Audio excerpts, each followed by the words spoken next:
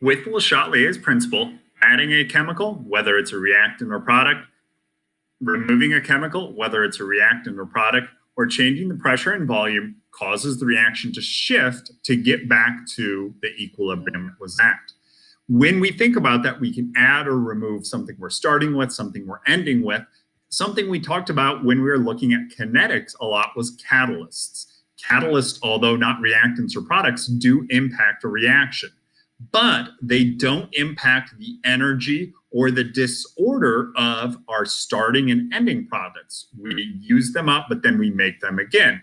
That means that they don't impact the equilibrium. It gets us to equilibrium faster, but it doesn't cause a stress to the equilibrium. It doesn't impact our Q, therefore it doesn't impact our K. So it's not going to cause a stress, and as a result, it won't cause a shift. It won't get us to react to more reactants or to more products. It'll just get us back to our equilibrium faster.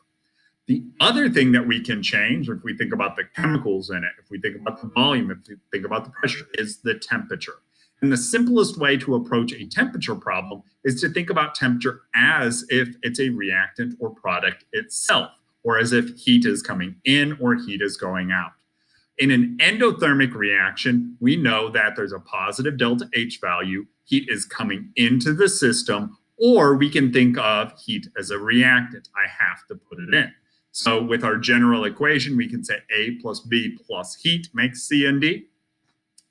In exothermic, we are releasing heat. It is going out into the surroundings. It is lost. It is a negative delta H, or heat is being produced. So just like C and D would be things that we're making that potentially could be leaving our system, heat is something we're making that would be leaving our system going into the surroundings. So with endo and exothermic reactions and temperature, we would think about increasing the temperature would be like adding heat. In an endothermic, I put more heat in, it shifts toward the right. It uses the extra heat.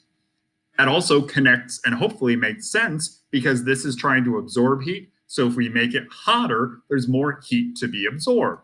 So just like putting more of chemical A or B there, meaning they collide more often, if we want heat to come in for this process, putting more heat there allows that process to go more quickly or more efficiently.